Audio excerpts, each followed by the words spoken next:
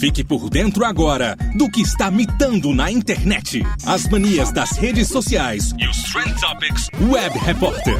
Conectado via rede digital. O Rádio é Notícia, com Arquimedes de Castro.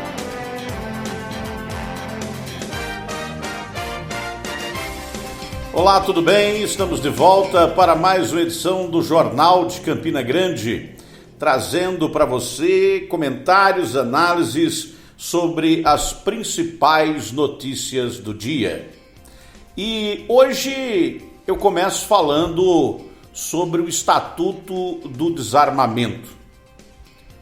Não sei se você ficou sabendo, mas estão sendo julgados no Supremo Tribunal Federal os decretos editados pela Presidência da República que liberam as armas no Brasil. E já tem um voto o julgamento. O ministro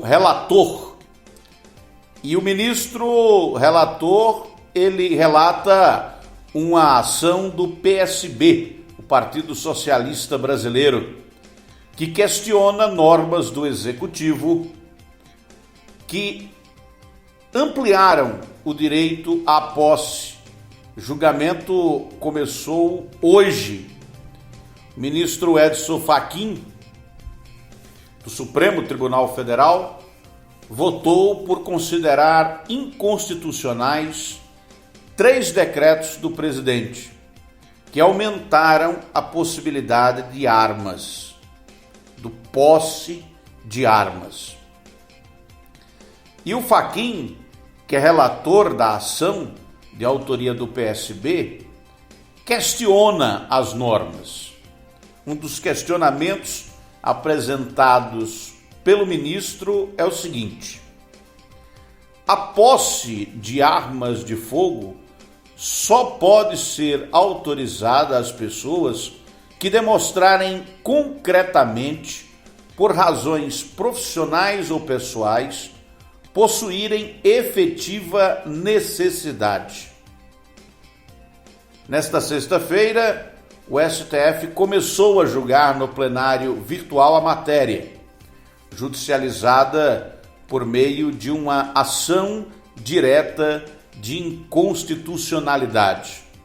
Os ministros podem apresentar seus votos até o dia 19 deste mês. E a questão é polêmica, porque o partido PSB defendeu a incompatibilidade dos decretos presidenciais com o Estatuto do Desarmamento, lei de 2003. De fato, parece que os decretos presidenciais foram editados porque o presidente da República não sentiu-se com condições políticas de anular o Estatuto do Desarmamento, coisa que ele sempre prometeu fazer. Na campanha eleitoral, quem votou no presidente votou sabendo que ele adora armas, que ele defende que todo mundo tem que ter uma arma em casa, ou mais de uma. Portanto, liberou geral a venda de armas, as ações das empresas que fabricam armas subiram, a venda de armas explodiu no país, aumentou significativamente desde que o presidente assumiu. E nesse momento o Supremo Tribunal Federal se prepara para barrar esses decretos. E o argumento é que mais armas não significa mais segurança para a sociedade. E aí eu pego esse argumento para analisá-lo com todo carinho. Primeiro porque temos que considerar as condições brasileiras. E nas atuais condições brasileiras, as estruturas de segurança, Polícia Militar, Polícia Civil, Polícia Rodoviária Federal, Polícia Federal, as polícias, Polícia Judiciária, todos os policiais, ou melhor, todo o sistema de justiça. Pergunta: o sistema de justiça brasileiro dá condições ao cidadão de se sentir seguro sob o império da lei e não necessitar de nenhuma arma para defender a sua integridade física e defender também a sua família e os seus bens? O sistema de justiça brasileiro funciona minimamente para garantir que aqueles que cometem crimes capitais, como o latrocínio, o roubo seguido de morte, o homicídio em primeiro grau, sejam punidos na forma da lei? Essa é uma questão importante. Mas, por outro lado, existem os estudos científicos. A sociedade é bastante complexa e para entendê-la é preciso método.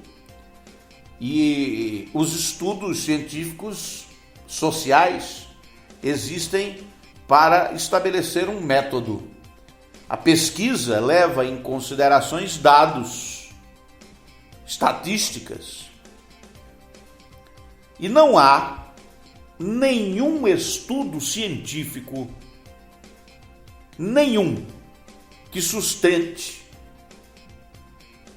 a tese de que liberar armas torna a sociedade mais segura. Por outro lado, existem milhares de estudos científicos que mostram o contrário, que não controlar o posse de armas, liberar geral, como está sendo feito agora, aumenta em muito a violência.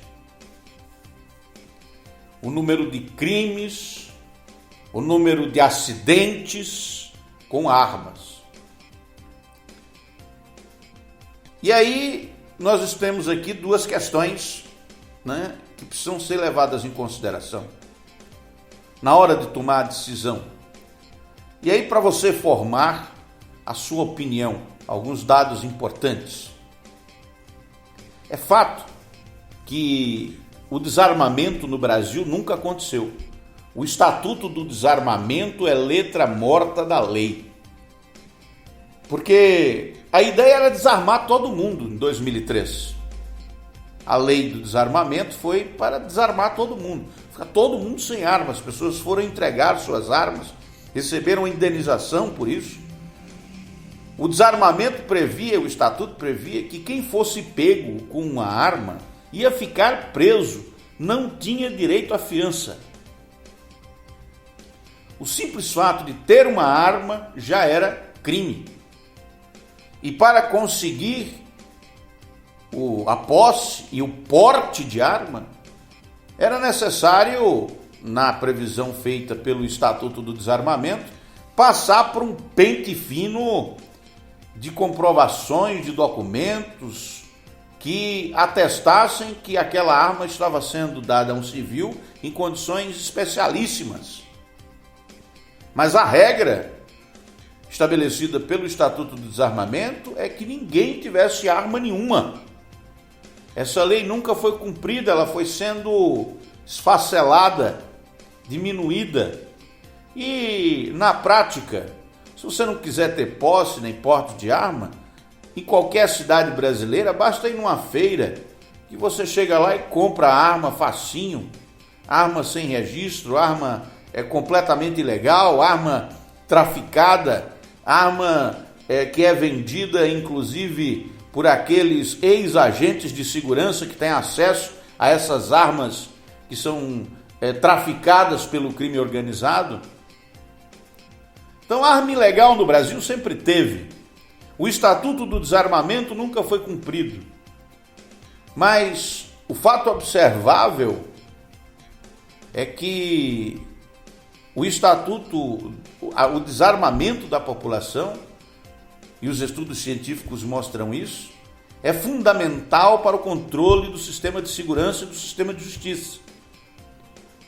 Distribuir arma, vender arma, como se sem nenhum controle, como está sendo feito agora, distribuir arma para a população, não tornará a sociedade mais segura, mas garante o direito do cidadão de ter essa arma. E aí vem uma questão ideológica que separa os argumentos. A crença de que algumas pessoas têm que precisam ter uma arma para se defender. Essa é a questão em julgamento no STF. Mas ainda não está decidido, não. Muita coisa ainda pode acontecer. O direito à posse autoriza um cidadão a manter a arma de fogo em casa ou no trabalho, neste caso, se o dono da arma for responsável legal pelo estabelecimento.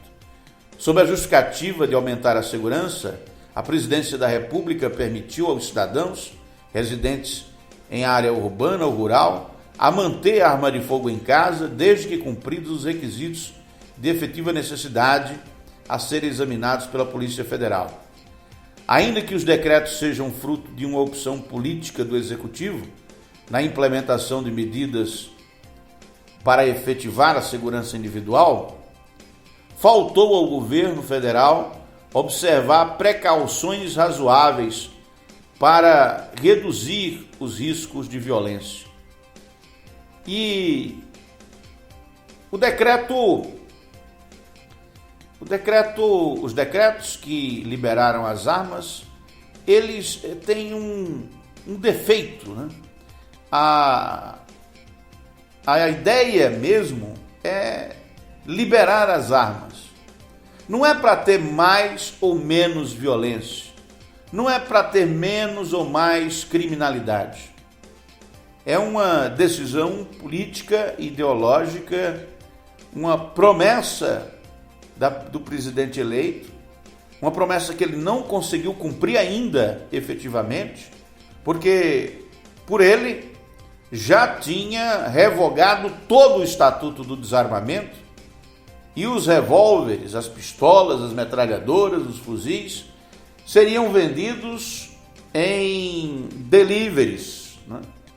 Em lojas de conveniência no posto de gasolina. Seriam vendidos em feiras, né? As armas poderiam ser vendidas no shopping, em qualquer lugar. Basta chegar lá. Qual a prova de que o indivíduo é um cidadão de bem? É a carteira de identidade. Chega, apresenta a carteira de identidade e compra a arma. Arma e munição, à vontade. Será que uma sociedade de pessoas todas armadas é realmente uma sociedade mais segura? Hoje nós deveríamos pugnar para que o Estatuto do Desarmamento, aprovado em 2003, fosse efetivamente colocado em prática e todas as armas na mão de civis fossem recolhidas. Que a polícia, inclusive, só use armas em situações especialíssimas. Que as armas usadas pelos policiais e pela segurança privada tenham controle efetivo e rastreamento para que não sejam perdidas e entregadas ao crime organizado.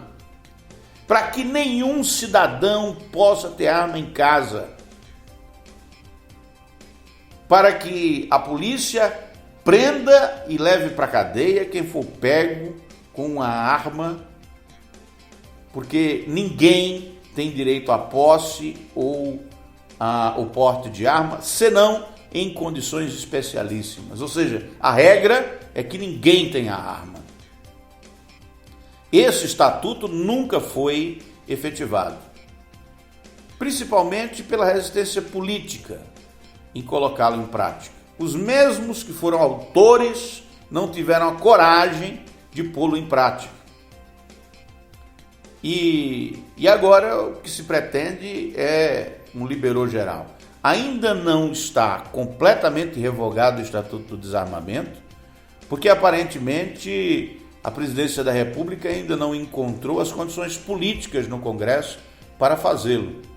Mas é muito provável que, se o STF derrubar o decreto da Presidência da República, a Presidência da República encaminhe ao Congresso Nacional, onde aparentemente tem maioria, uma lei que estabeleça essas regras de armamento para a população e revoguem definitivamente o Estatuto do Desarmamento, porque é isso que o governo eleito prometeu. E muita gente votou acreditando que essa é a coisa certa. E para o homem comum, de pensamento espontâneo, é natural pensar assim: eu preciso ter uma arma para me defender? Eu preciso ter uma arma para matar bandido, porque bandido tem direito à arma e eu não tenho. O cidadão comum que não lê estudos científicos, que não entende o que é estatística, que não consegue elaborar um pensamento a partir de dados estatísticos, a partir de estudos sociológicos, a partir de estudos sobre a criminalidade. Bom, esse cidadão tem dificuldades de entender. E é por isso que muitos caem no argumento fácil de que, se bandido tem direito à arma, cidadão de bem também tem. É simples, parece um argumento fácil, é fácil, entra bem no ouvido das pessoas e por isso contagia muitas mentes espontâneas que não percebem o perigo das armas nas mãos das pessoas, inclusive causando diversos acidentes.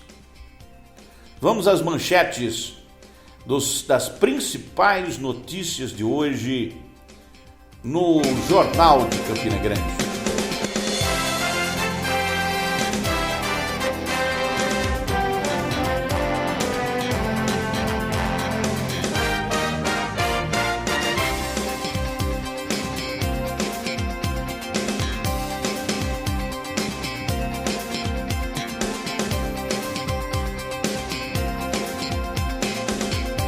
Bem, estamos de volta aqui com as manchetes dos principais portais de notícias, manchetes que são destaque na mídia, começando com a Folha de São Paulo. Anvisa aprova registro definitivo da vacina de Oxford. Medida permite uso do imunizante em larga escala no país. Registro não permite a venda ao setor privado. Anvisa aprova registro do Remdesivir, o primeiro remédio indicado em bula para Covid. Internações de crianças e adolescentes aumentam em 47% nos hospitais privados de São Paulo. A Organização Mundial de Saúde vai antecipar 3 milhões de doses de vacinas da Coreia do Sul para o Brasil. Itália prevê o terceiro lockdown nacional no fim de semana da Páscoa. 100 profissionais, Hospital Federal do Rio tem leitos trancados com cadeado. A Prefeitura do Rio suspende o calendário de vacinação contra a Covid.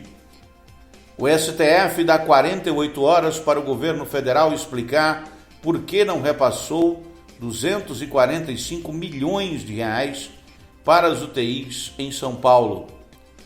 Situação das mulheres é resultado de escolhas políticas e déficit da democracia.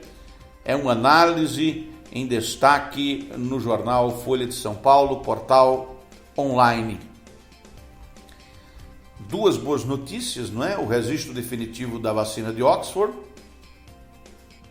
e esse primeiro remédio, que surgiu aí para tratar a Covid em casos graves. É o Remdesivir, com indicação em bula e aprovação da Anvisa.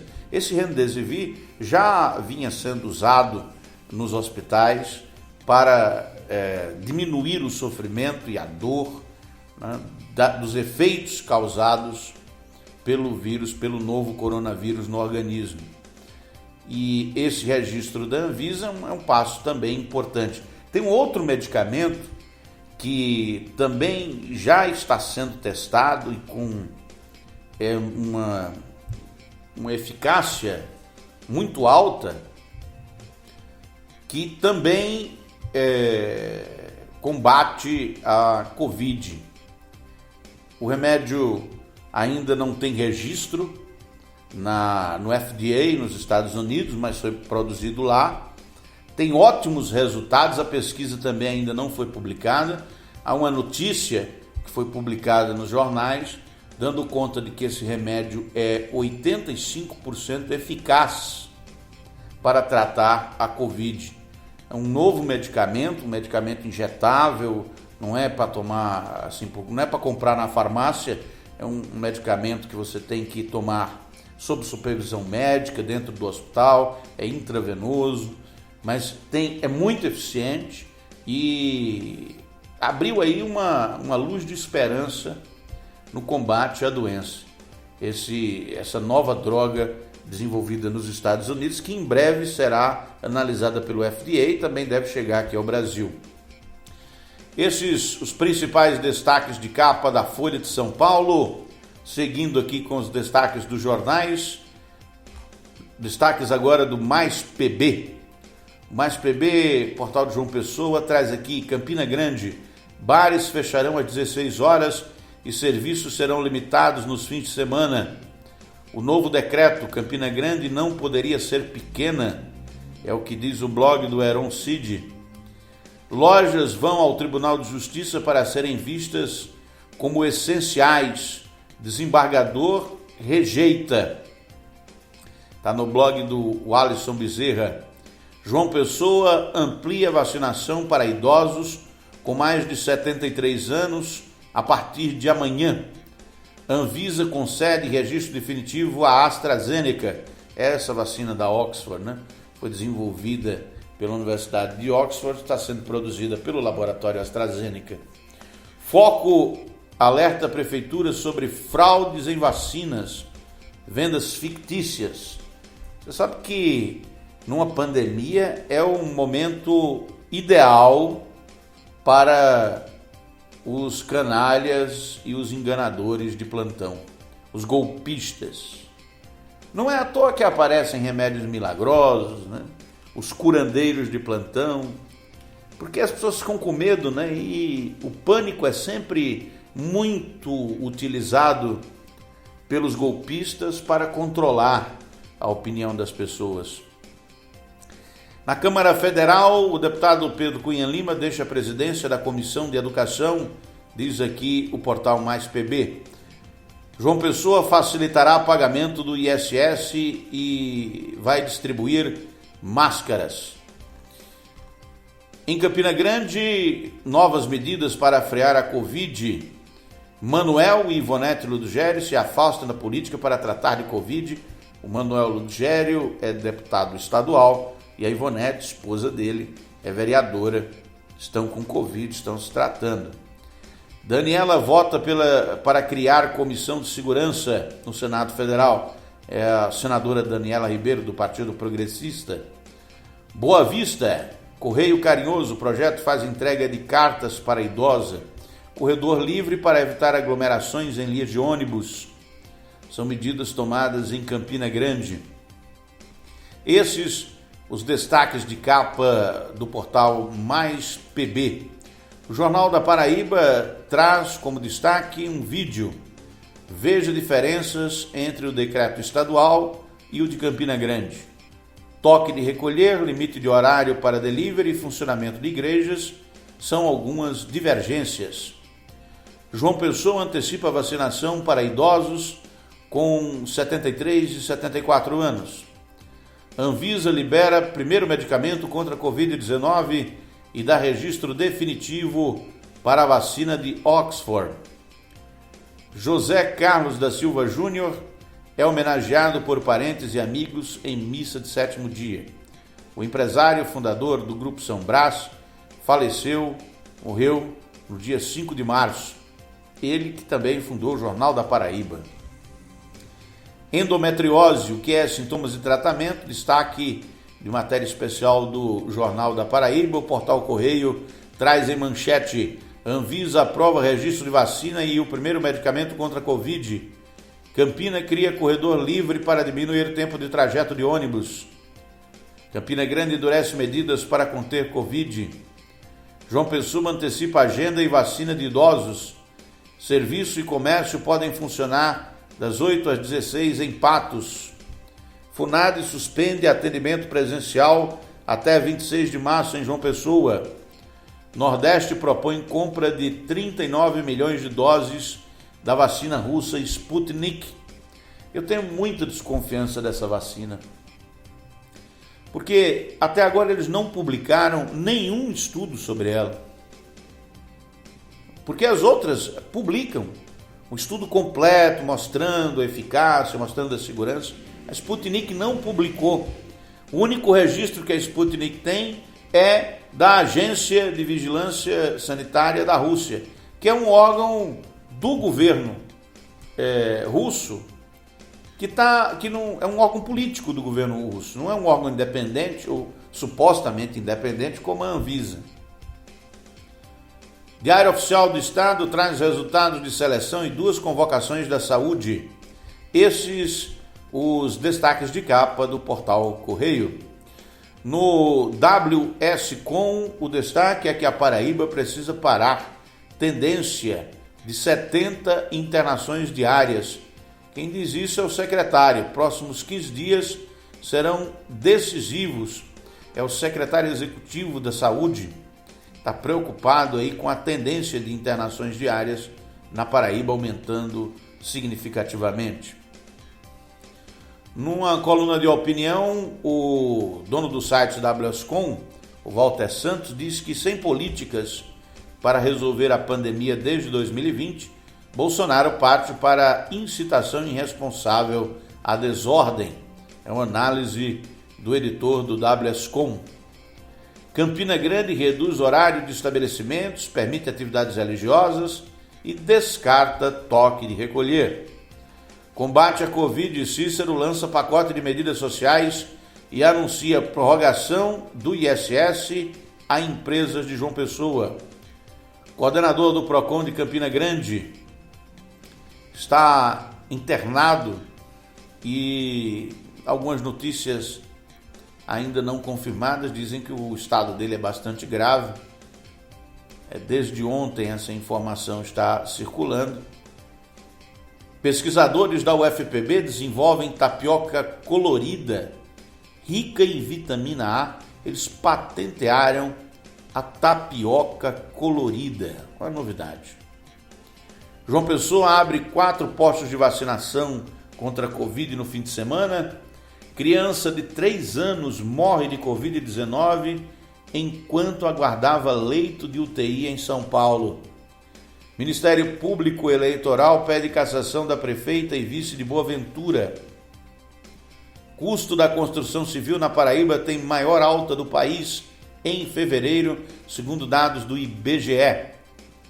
Menor preço da gasolina está sendo praticado a R$ 4,87 em João Pessoa. É uma pesquisa que traz aqui o WSCom, portal de notícias da capital. G1 Paraíba, novo decreto de Campina Grande fecha comércio, restaurantes e bares nos fins de semana e abre igrejas. Vacinação é ampliada para idosos de 73 a 74 anos no fim de semana em João Pessoa. Missas de sétimo dia, a missa de sétimo dia de José Carlos da Silva Júnior teve homenagem de amigos e parentes. Plano para amparar famílias de João Pessoa impactadas por medidas restritivas é lançado.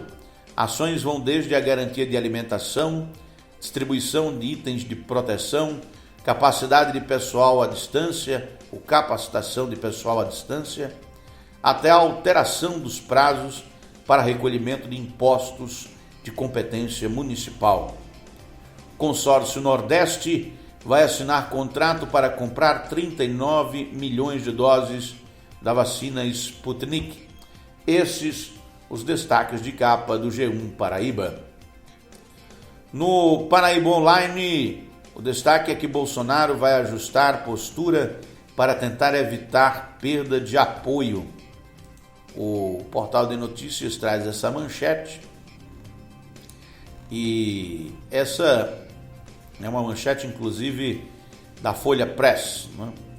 Uma notícia dando conta que a recente paginação do discurso, ou repaginação do discurso de Jair Bolsonaro e a adoção de uma retórica pró-vacina tiveram como um dos seus principais idealizadores o filho mais velho do presidente, o senador Flávio, que é do Republicanos do Rio, e foi motivado, entre outros pontos, pelo temor de uma perda de apoio empresarial ao governo. O presidente Jair Messias Bolsonaro tem convicções ideológicas que, a meu ver, não são completamente incorretas. Por exemplo, é direito de um cidadão saber detalhes sobre a vacina que está tomando. Se ela é segura, se ela é eficaz, se ela tem as recomendações dos órgãos de controle. E essa preocupação que ele manifestou, eu considero correta. Daí a fazer uma campanha contra a vacinação, aí já é outra coisa.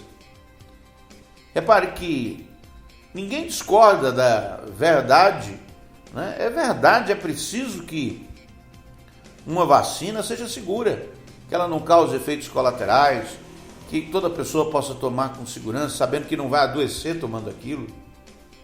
Mas daí a fazer uma campanha contra a vacinação, sem ter como provar que a vacina ela realmente causa os danos que se pretende evitar, é uma irresponsabilidade se for feito por um cidadão qualquer. Mas com a autoridade que está incumbida temporariamente por cargo eletivo da presidência da República, tem um impacto devastador. E aí, talvez o presidente esteja mal assessorado na área de comunicação. Ele já trocou, né? Tirou o rapaz, o Van Garten, que estava na SECOM, e botou agora um militar, um Rochinha, e eu não sei, mas a meu ver foi um outro erro. Ele tirou o Van Garten, que estava ruim na comunicação do governo, e botou o Rochinha, um militar que nunca trabalhou em veículo de comunicação, não tem experiência nenhuma prática em lidar com a imprensa, com a mídia. Acho muito difícil dar certo. E aí você vê que o governo realmente tem um problema de comunicação. Não tem para quê um presidente da República toda semana fazer uma live onde, sem nenhum roteiro, fala sobre os mais diversos assuntos, como se a palavra do presidente não tivesse valor nenhum. O presidente Jair, ele desvaloriza o poder da palavra da presidência da República. O que a presidência da República diz tem que ser verdade, tem que ser comprovado. Não pode, a toda hora, os veículos de comunicação, como estão fazendo agora, dizerem: o presidente mentiu, o presidente faltou com a verdade, o presidente não está sendo fiel aos fatos. Eles usam uma série de formas para dizer que está mentindo. E repare, para quê? O mesmo ocorre quando o presidente diz que o direito de ir e vir não pode ser tirado do cidadão, a liberdade, direito de ir e vir. E eu considero realmente o direito de ir e vir, está consagrado na Constituição, na Carta Magna, na Carta Cidadã de 88, está consagrado o direito de ir e vir. Mas daí a dizer que cada um pode fazer o que quiser durante uma crise sanitária, tem uma distância enorme.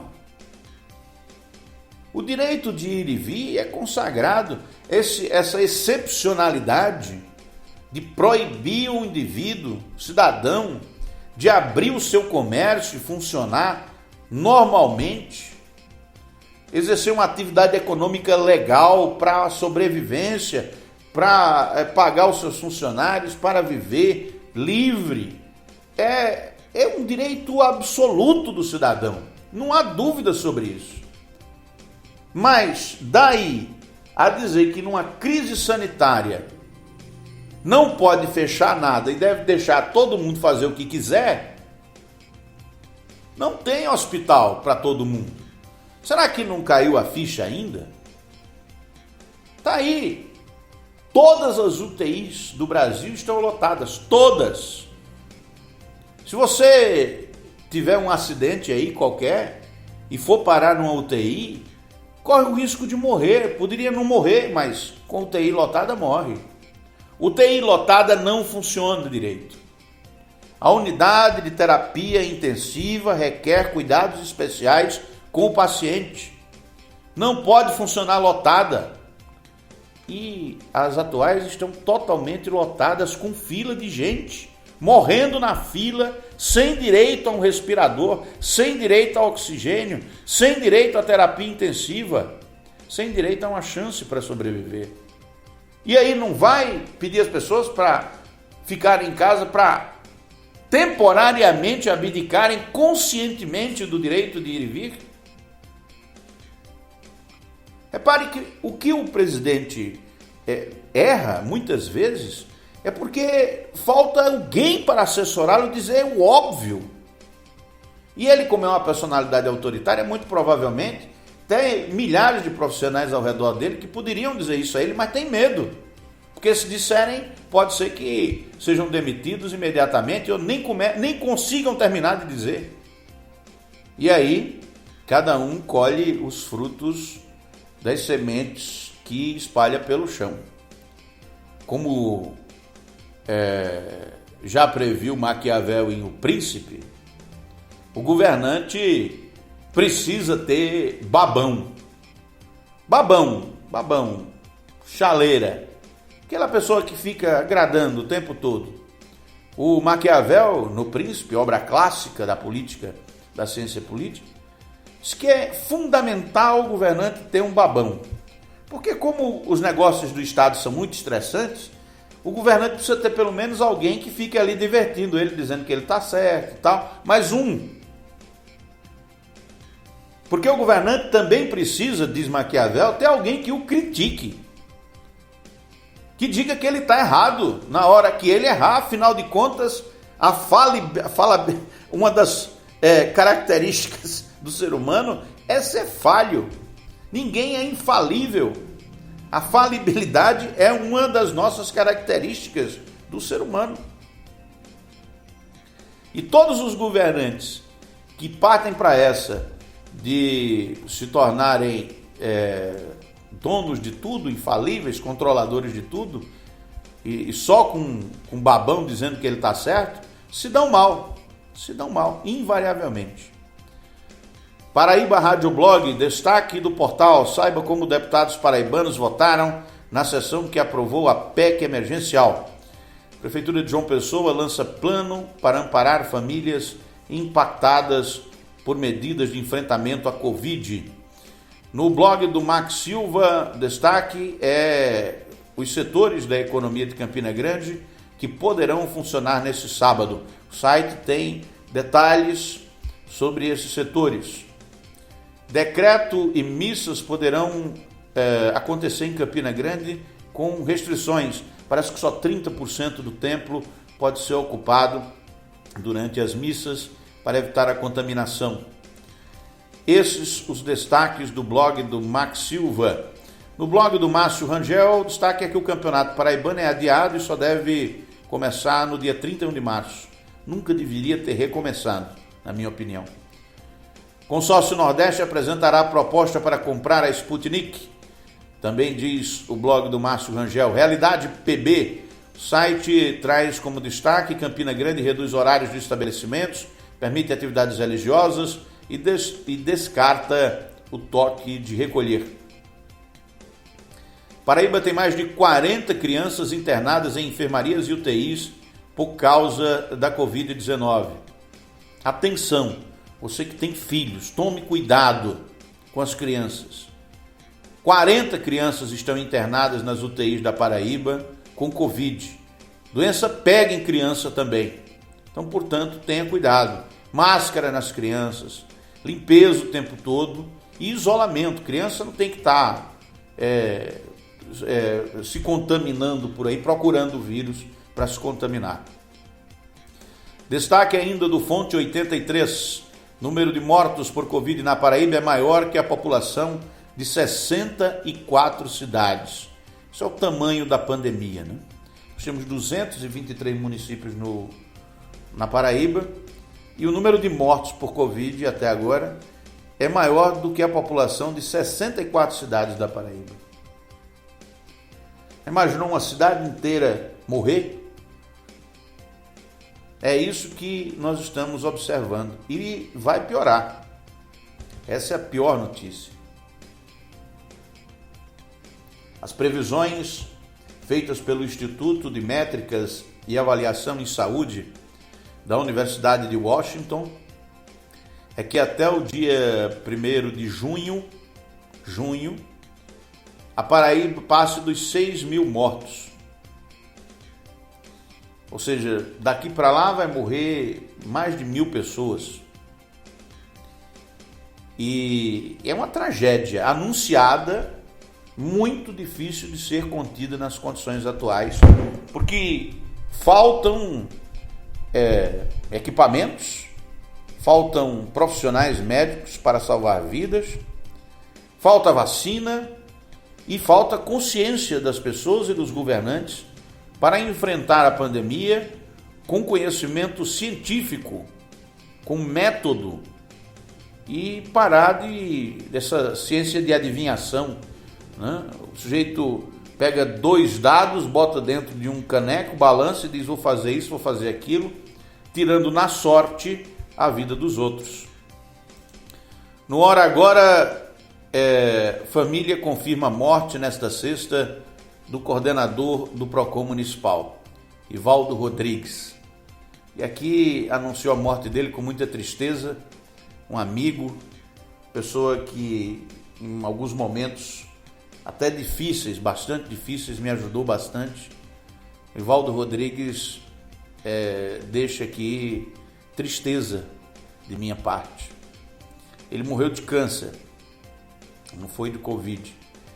Ontem saiu um boato de que ele teria morrido e não foi confirmado pela clínica onde ele está internado, mas finalmente a morte foi confirmada pelos familiares. O portal Hora Agora aqui traz a confirmação e nós anuncio com muita tristeza a morte do meu amigo. Vida que segue. O Jornal de Campina Grande vai ficando por aqui. Você pode participar do programa mandando mensagens, comentando. Por favor, faça seus comentários aí na nossa publicação. Nos siga no Twitter com Arquimedes PC, no Instagram com @Arquimedes de Castro, no Facebook, em todas as redes sociais nós estamos transmitindo esse podcast e também nas plataformas de podcast. Inscreva-se no canal do podcast, nos siga diariamente com informações, notícias e comentários para vocês. Até a próxima segunda-feira.